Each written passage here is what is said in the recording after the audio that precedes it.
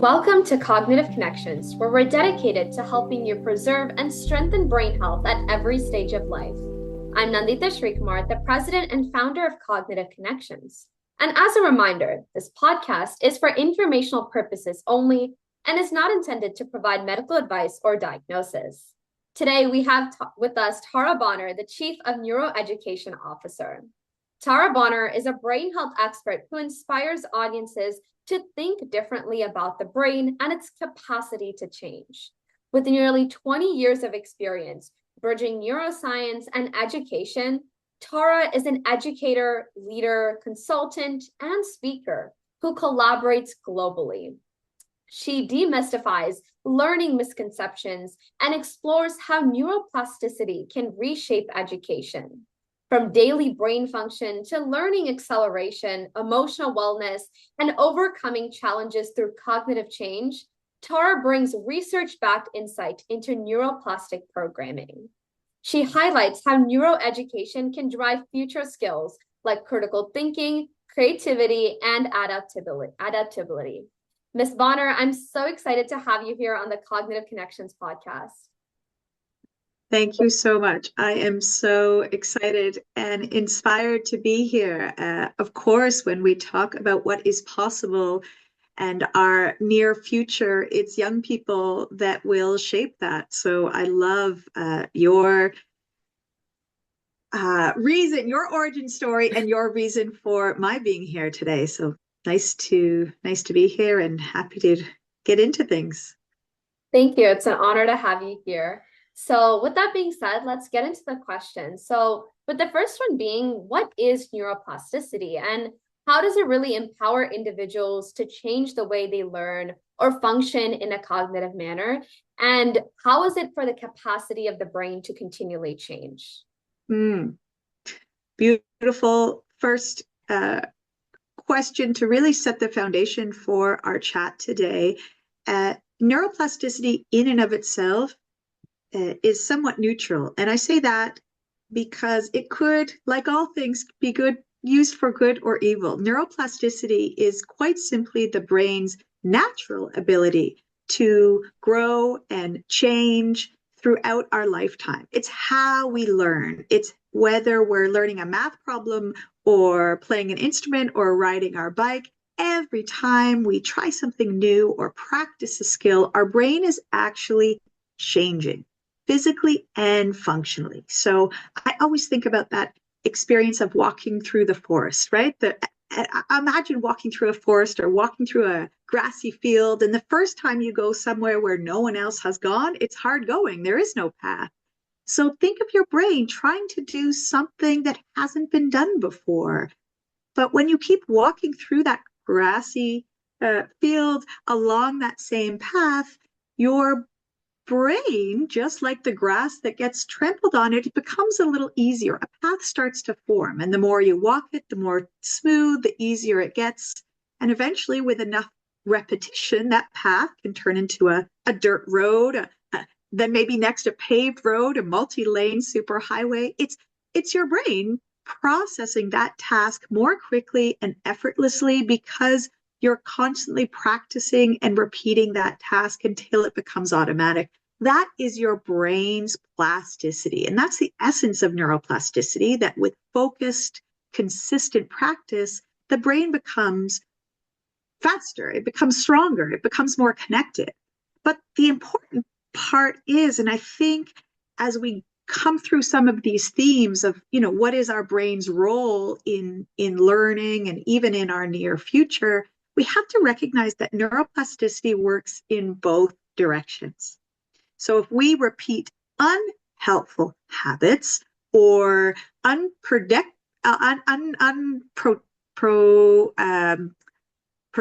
habits like avoiding challenges or negative thinking or unhealthy behaviors, those can become strong pathways too. So think of neuroplasticity being the brain building whatever it is we feed it. So we have to think about what we're feeding it because all of that practice really does matter.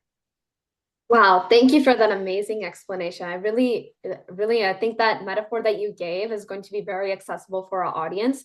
Thinking of it like a road, slowly paving it as we go. And I think it's also really important to understand, we have to feed it good habits in order for it to, pave proper roads and good roads. If we continuously feed it bad habits, well, the roads that we're going to be building are not the roads that we actually want. So thank you for that amazing explanation.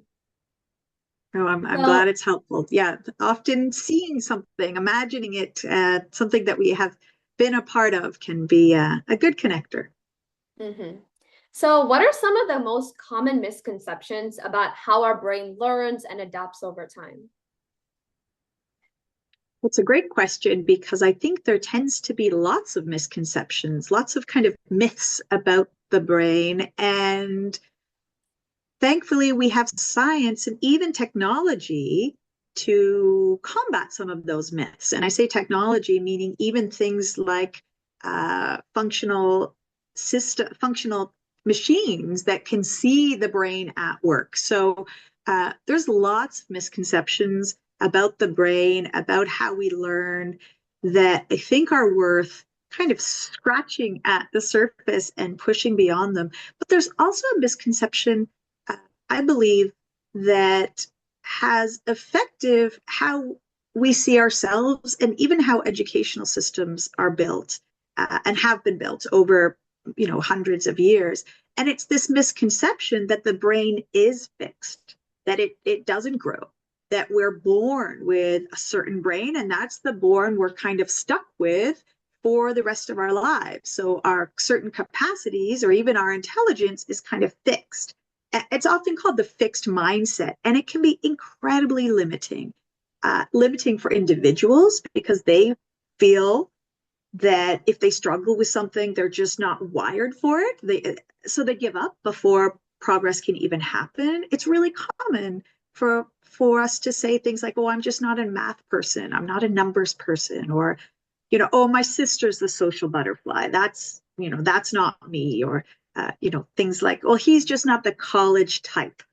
And these are really devastating. And they're not true. The science tells us a very different story about what is possible. Neuroplasticity shows us the brain is constantly changing, or it can constantly change functionally, physically, and specifically based on, as we said, what we do, what we think, and what we repeat. So as soon as we understand that the brain is malleable, we can start to shift that misconception again of individuals, even individuals, students, for example, that have learning difficulties for a long time, and even still today in many, many fields, it's believed that learning struggles, learning difficulties, learning disabilities are permanent, are lifelong. But learning difficulties start in the brain. And because we can strengthen our cognitive profiles, our brain processes through neuroplasticity, the same can be said for our struggles, whether those be specific or diagnosed struggles like dyslexia, for example, or even just that self concept that, "Oh, we can't."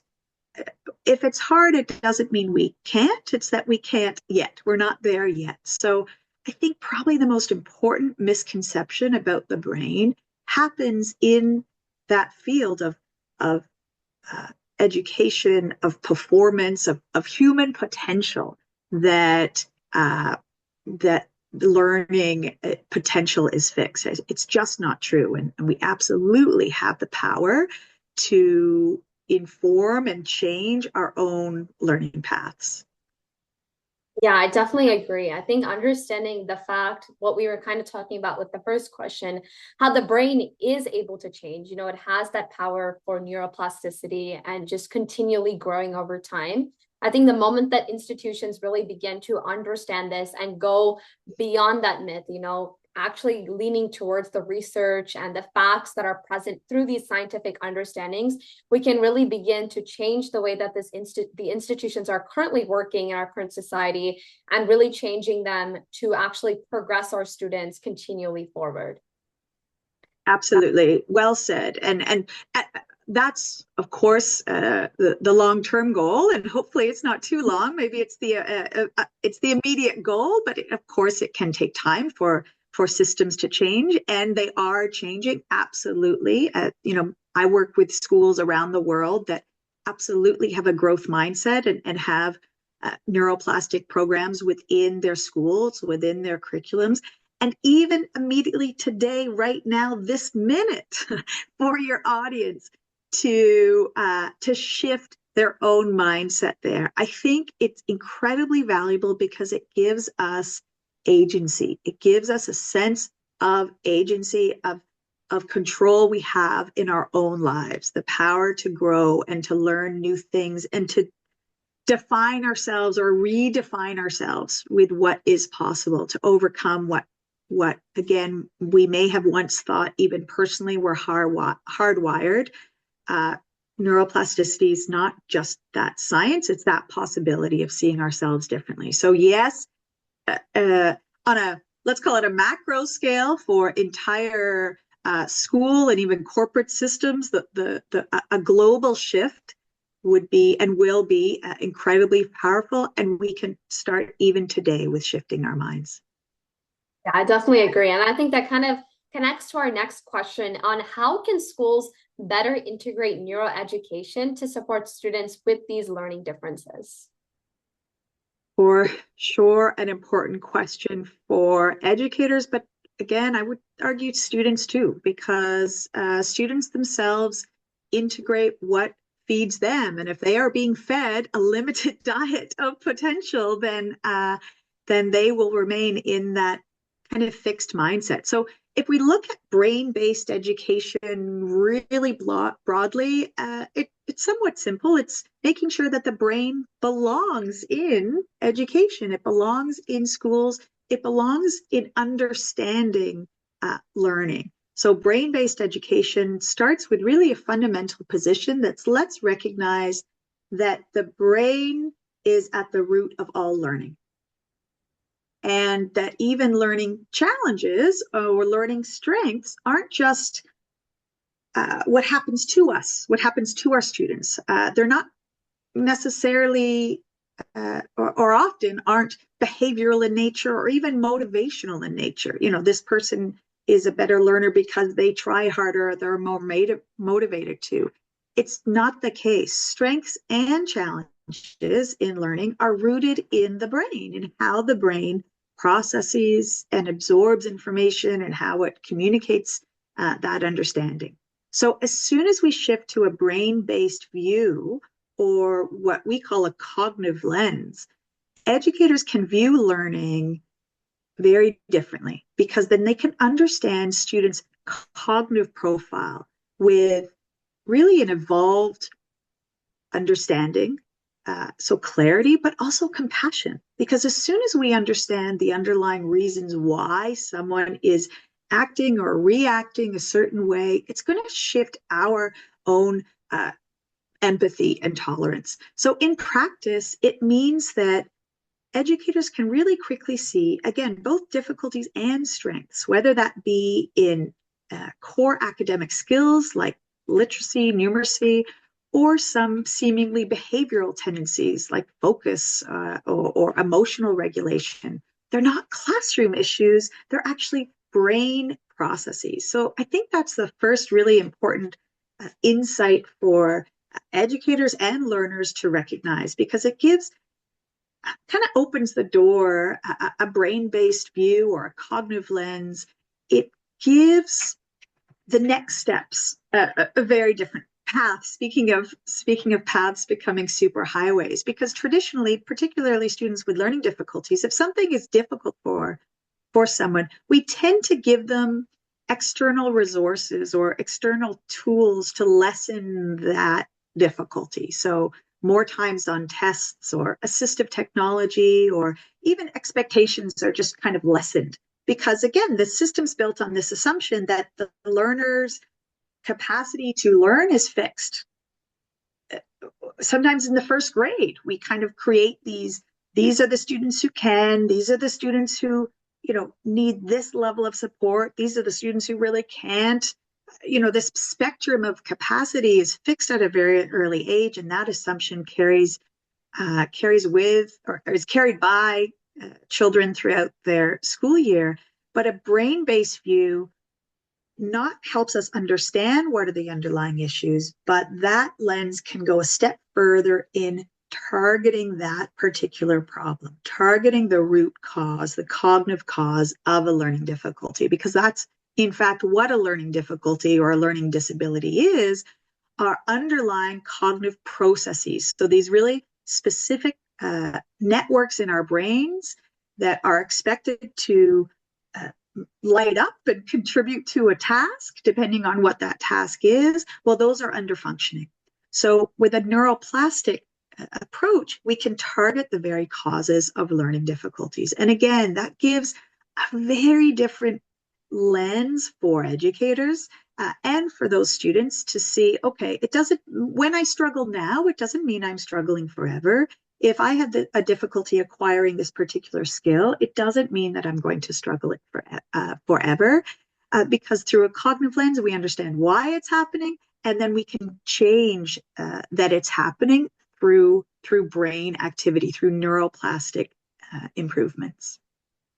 Yeah, for sure. I think understanding how each child is unique, understanding, like you were saying, really the underlying concepts for each children and really treating them, specifically based off of what they need, not using a very overgeneralized approach, and giving each child and each student the unique things that they need in order so that they can flourish. I think using a very brain-based education process, like you were talking about, really understanding where their cognitive functioning is coming into play, their specific strengths, and also playing off of their weaknesses, continually improving that so they can actually use that to become stronger and continually flourish, especially using the idea of neuroplasticity, I think can really help to propel our education system continuously forward.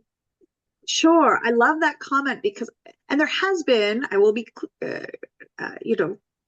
there's been some incredibly, incredibly powerful shifts in the conversation. I will say that, including this idea that one size indeed does not fit all. I mean, that's a common phrase in educational policy, in conversations that are kind of happening up here. But in reality, whether practically that's happening, that's very, very difficult. I can speak as a former educator in mainstream and independent systems. Teachers are trying very hard, but the reality is they've got 20, 30 kids in their class. They can't provide individual programming for each of those students, and certainly not those students who are struggling to learn, and certainly not those students who are struggling even to engage at a baseline level with what's happening in the classroom. We know that students who struggle with learning also tend to either pull away entirely, like avoid the experience entirely, and those are sometimes those are very sad cases of students who kind of disengage from their learning and even social opportunities because of struggles, or they express it. They express it with misbehavior or rebellion.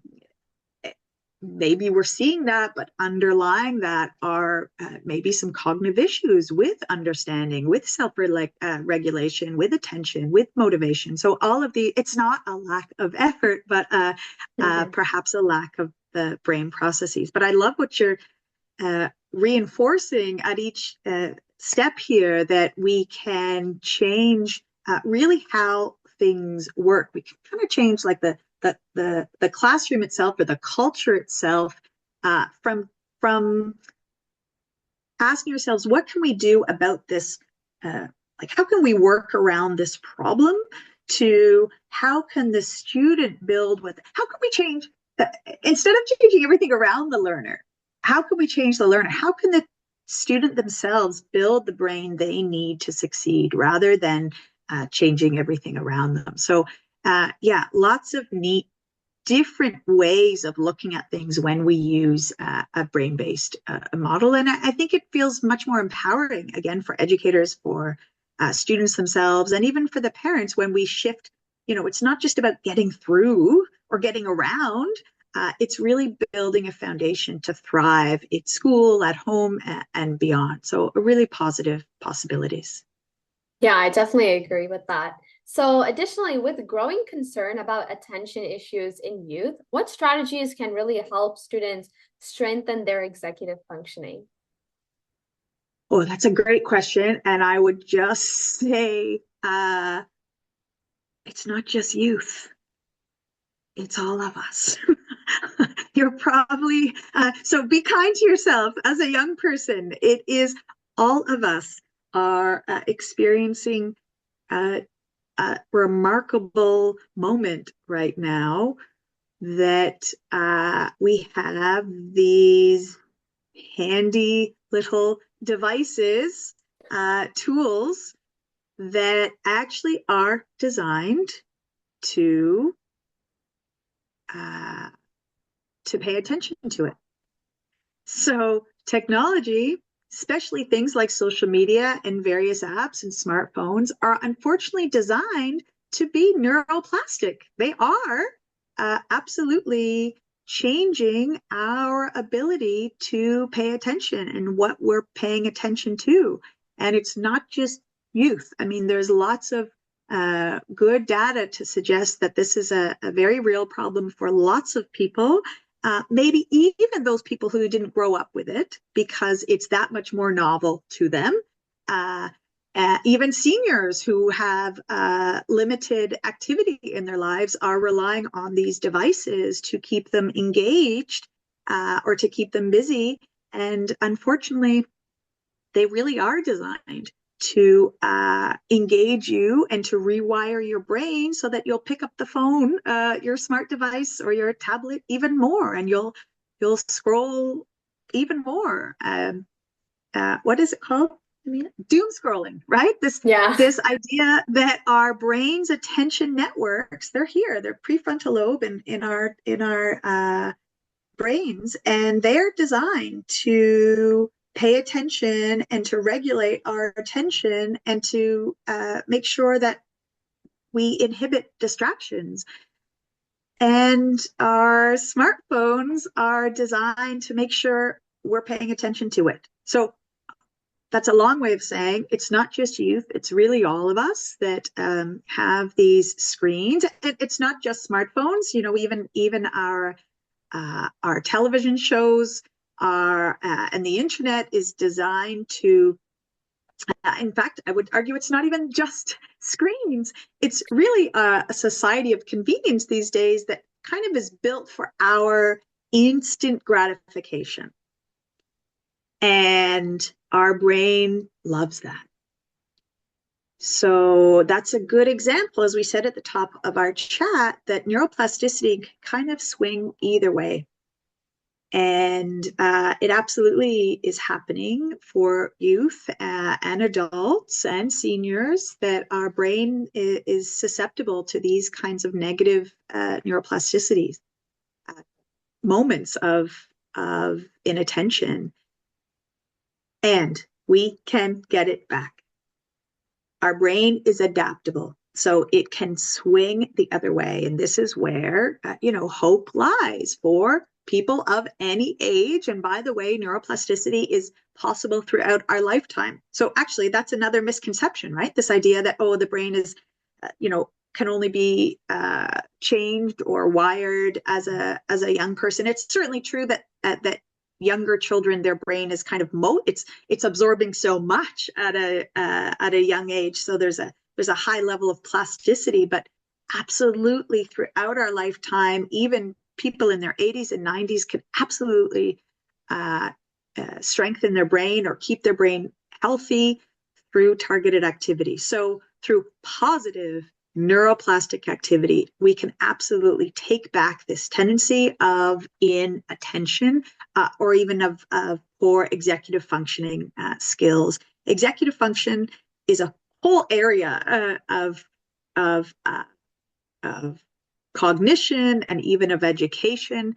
It primarily involves I mentioned it, the prefrontal lobes in our executive function, and some other high order processes that are really responsible for, executive function refers to the boss of our brain, or the at least the board of directors, who are responsible for making decisions and keeping us focused and pulling us back to the problem and generating solutions to that problem, and making sure even that all the other parts of our brain are doing their job. So we can absolutely improve our executive functioning, improve our attention through both awareness. I think that's probably a really important piece to it, being aware that some of these distractions are built to distract us. They are built to wire our brains in, unfortunately, unhealthy and in some cases even addictive and addicting tendencies. And we can harness that for good. We can create stronger and healthier brain networks in these key areas of attention and executive functioning. There are programs that exist that are structured and intentionally designed to build stronger neural pathways that have been proven to increase focus and mental flexibility and emotional regulation. And even in that first step, I think, again, that awareness piece that for young people and old and all of those in between is just take a moment to recognize that we do not have to be sounds dramatic, but prisoners to our phones and our smart devices, that we can take it back. Yeah, I totally agree with what you just said. And I think it's very reassuring, the fact that, the good steps that we can take can help to improve our brain in the long run. While we may have taken, those wrong turns at the beginning, it's really reassuring to know that if we are to take good turns in the future, we can really help to reverse all of the negative pathways that we might have created. And I think this really connects to our next question on how neuroplasticity is really relevant to emotional well-being and the brain health overall. For sure. I mean, there's interesting connection, that intersection between technology and mental health. We're hearing a lot about it. And I should be clear, I don't know if I sounded like a bit of a Luddite. Well, I am, but technology isn't inherently harmful, right? Like it's not a bad, it's not the evil, villain that is going to destroy humanity as we know it. It will be, and is incredibly important in solving some of the most complex problems that we have today. I am very, very excited, even as an educator who, is committed to a human-centric view of human development. I'm very excited with what technology can do and will do. And at the same time, it really we need to be super aware of what it can do. And we need to be super aware of how we use it, so that it's not, it's kind of neutral too. Just like neuroplasticity, technology is not, in and of itself, it's not either fantastic or dangerous. It's neutral, and it really depends on how we use it. So same too with emotional well-being, and where technology, if at all, it fits into that. Neuroplasticity is absolutely relevant to any conversation or state of emotional well-being, because our brain health is directly feeds our emotional well-being, our social well-being. Our brain, again, the ability to adapt to situations. Oh, sorry, I just lost you. Hold on just a minute. Oh, there you are. Yeah. So sorry, can you hear me? Yeah, I can hear you. Oh, good. Okay. You just zapped from my screen. So yeah, let me begin that thought again. That neuroplasticity is a critical tool that we can use when we talk about things like emotional well-being and brain health, because our brain is at the heart of our mental health. It's our brain that changes and adapts and absorbs the experiences around us, so we can have it work, for us or against us. It really depends on the experiences that we are feeding our brains. So yes, we can train our brains to be resilient and calm and emotionally balanced. So, there's some great research about monks, studies on monks who have meditated for decades, and their brains have physically changed because of that mindfulness, and specifically the areas responsible for compassion and emotional regulation and focus. Those are the processes that in their brains have been more developed because of that repeated practice. That's really neuroplasticity in action, right? This kind of deliberate positive rewiring of the brain for emotional health and well-being. And there's the flip side, right? That there can be negative habits and experience that can shape the brain in harmful ways. So we talk about addiction too, or at least stress from social media, constant multitasking that can rewire the brain to become even more anxious, more distracted, or more emotionally reactive. So the brain adapts to all those patterns even when they're damaging. So the relevance of neuroplasticity in emotional well-being is just as important as when we talk about learning. Emotional well-being is not fixed. It's not a permanent state. It's not that you will always be, um, the happy kid, and it's not that you'll always be, the young person who always sees the glass as half empty. And it's not the person who, even if they're predisposed to having addiction tendencies, it doesn't mean that that is the only path that they will experience. We can absolutely train our brains to have a positive self-concept, to have secure emotional regulation, just as we can improve our brain's ability to learn academic skills. We can train our bodies to learn strong social and emotional well-being.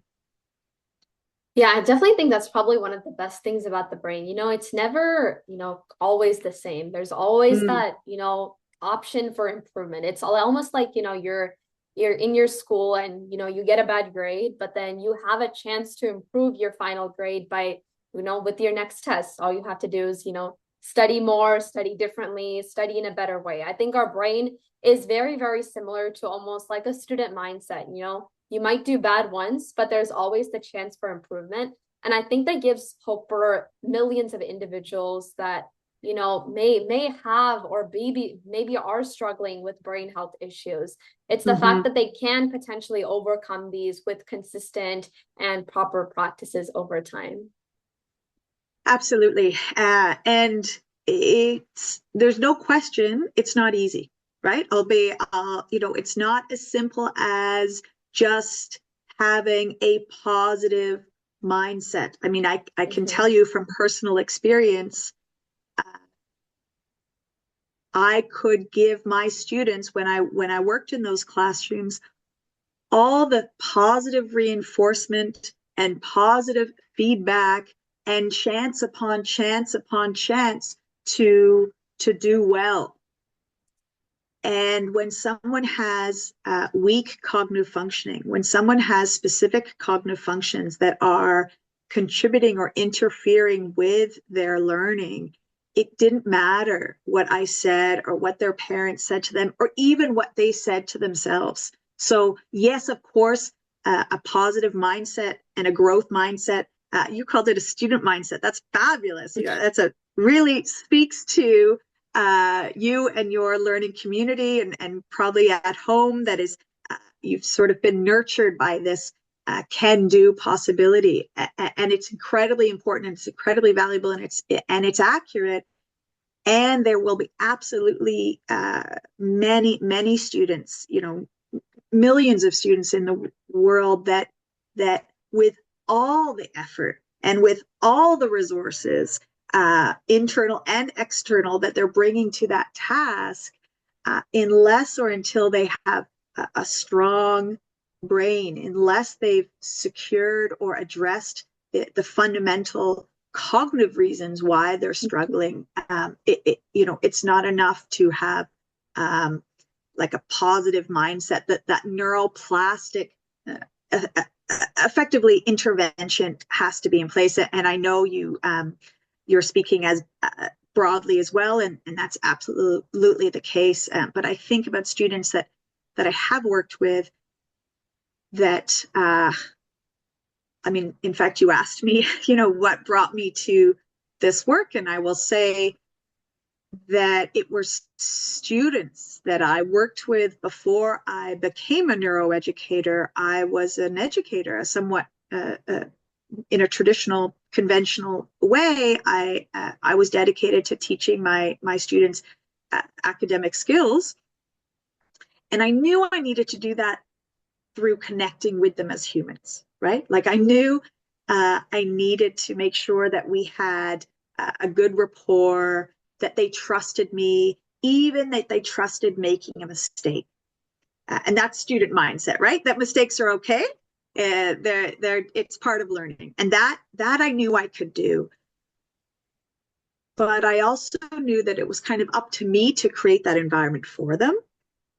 And that it meant I'd have to I'd do whatever I could, turn the classroom upside down if it meant that they trusted me to kind of give it a shot. But it didn't change their performance, right? They were still falling short of those key objectives.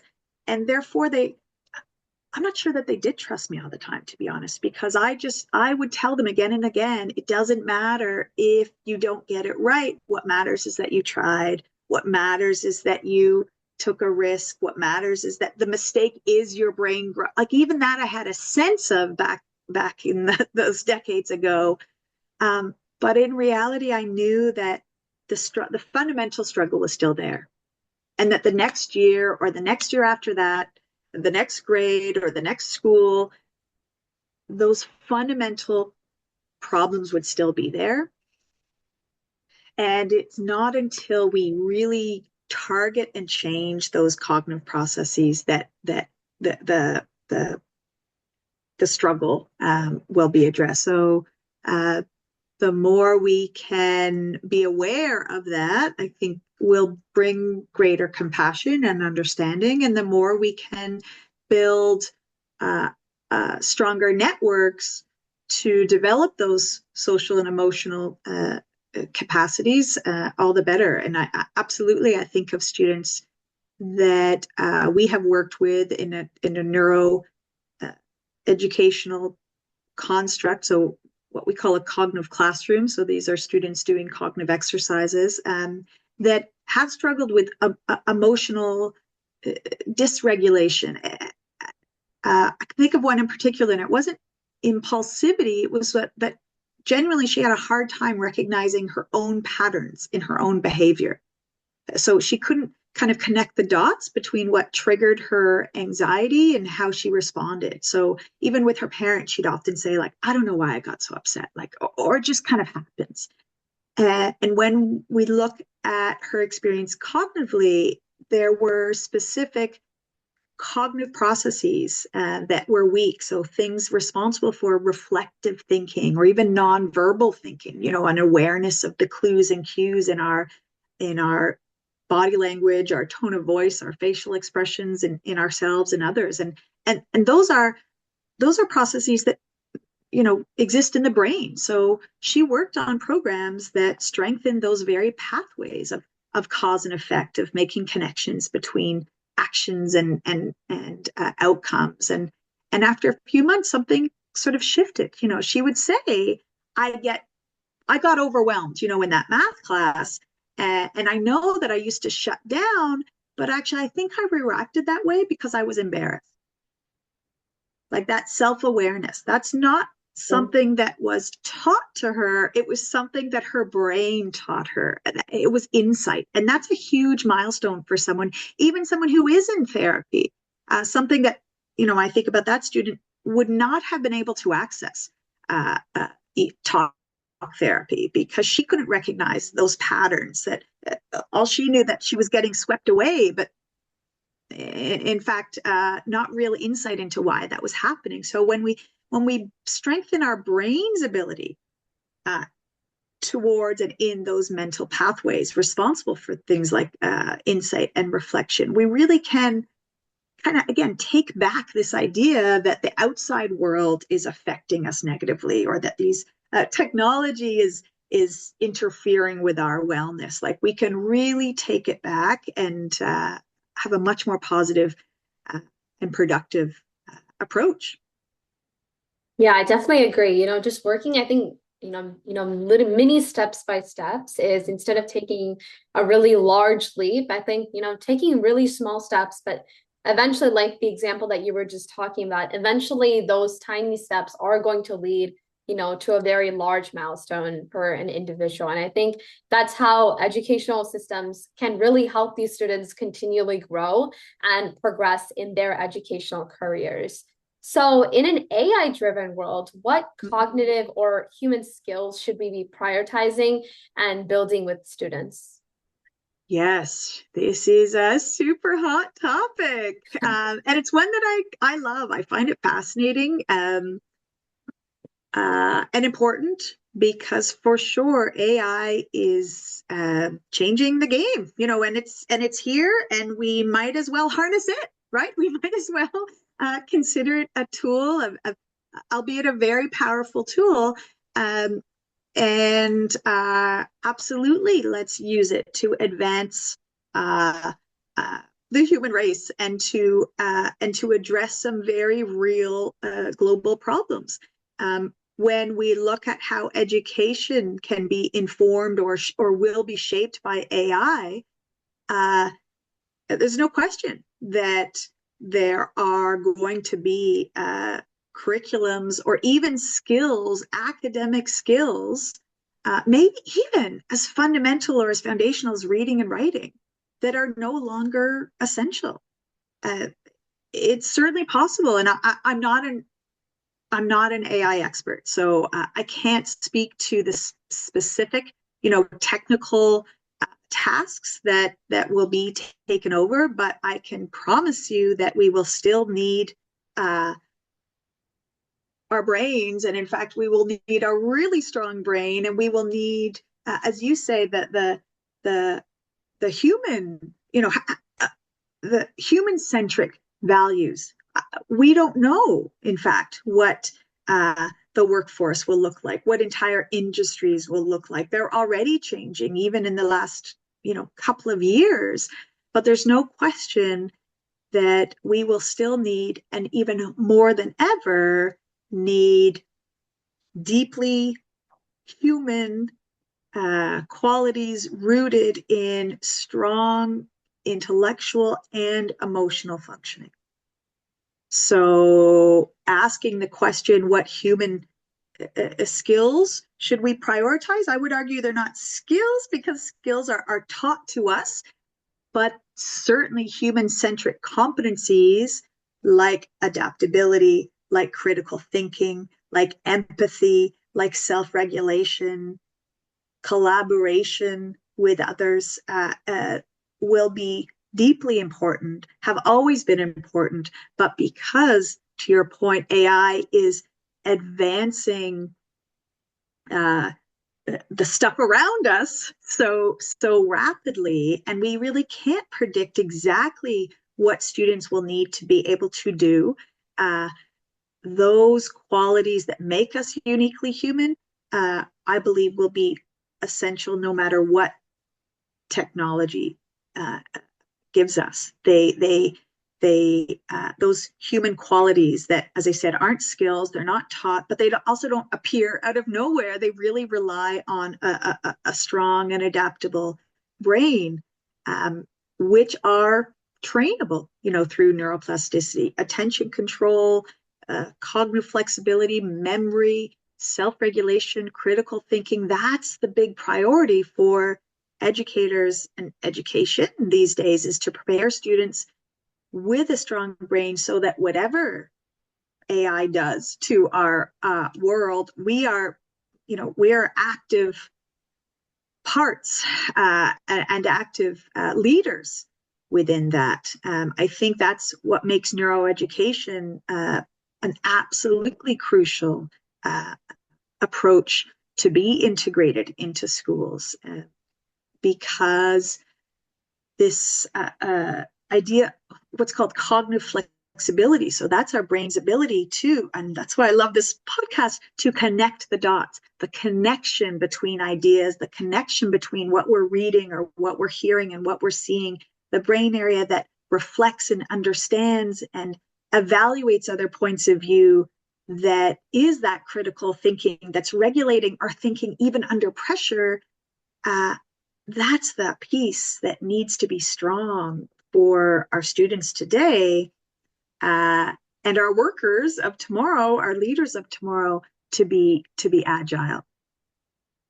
Yeah, I definitely agree. And now, especially as we continually move forward in society, we don't know what's coming ahead. With AI continue evolving and things are just continually changing in a very fast-paced manner.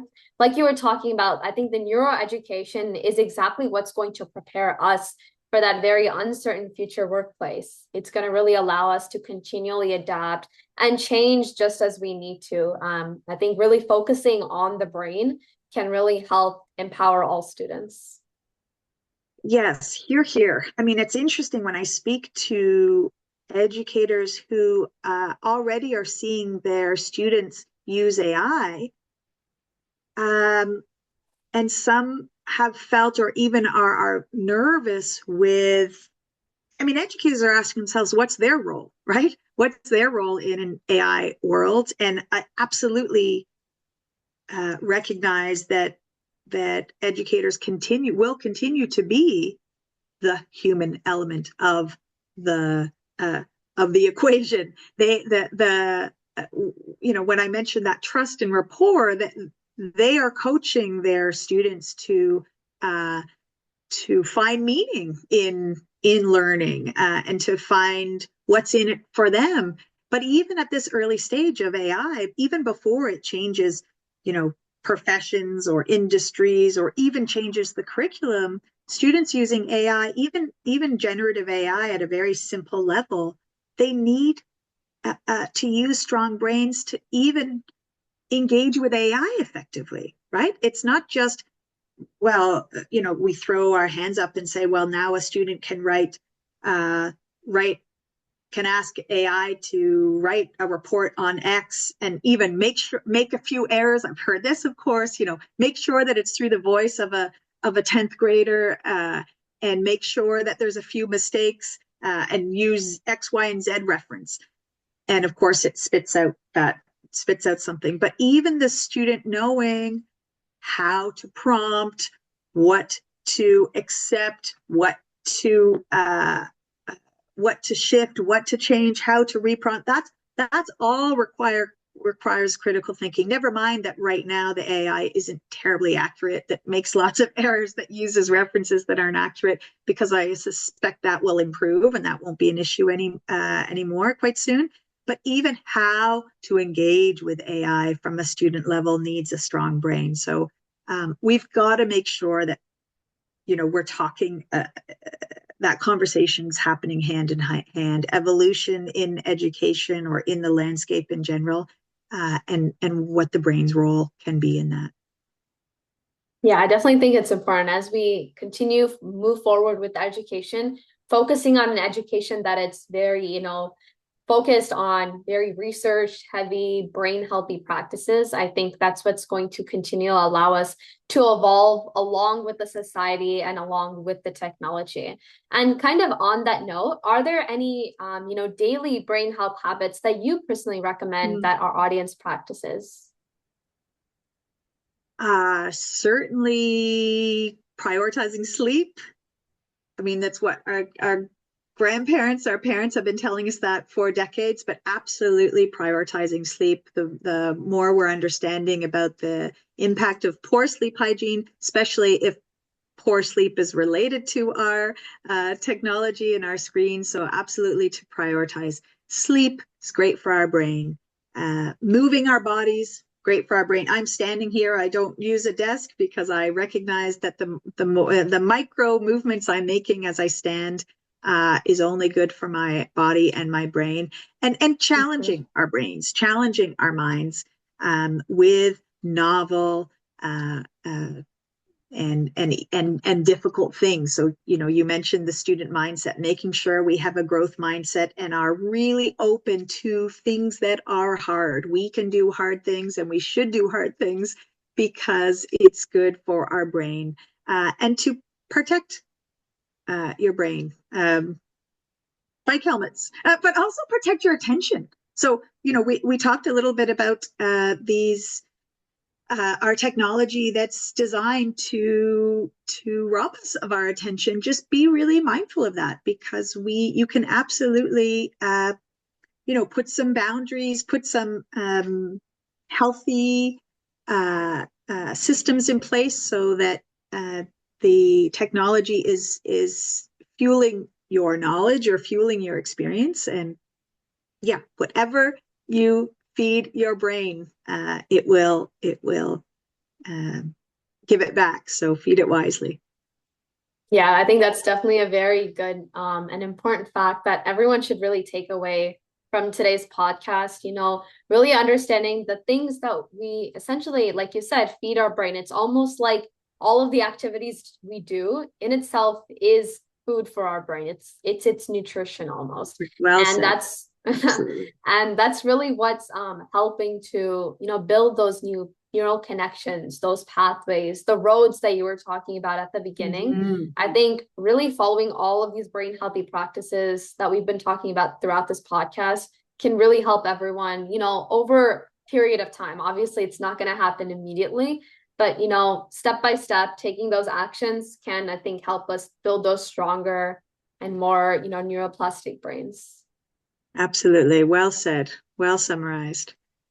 On kind of a final note, if there's one message you'd want every listener to remember about the brain and its capacity for change, what would it be? Well, I mean, you said it really, is to recognize that it's a dynamic system, that it's capable of growth and transformation throughout our lifetime. But maybe in addition to that, to be curious about that, to be curious about, not just frustrated, as a student, as an educator, even as a parent, ask yourself, what might be causing this frustration or this failure or this mistake or this challenge or this personality flaw. So often we act or react, or we observe others' actions and reactions, and we dismiss it. We assume that it's willful or intentional or just a limitation of theirs. Be curious about what is likely underneath that. Because if we ask ourselves, rather than that person is doing something wrong, rather than asking what's wrong with this person, what's possible for this brain? What's possible for this moment? I think it's a shift in a conversation, a very small shift, but it can, like many small shifts, as you say, can lead to transformative understanding and growth.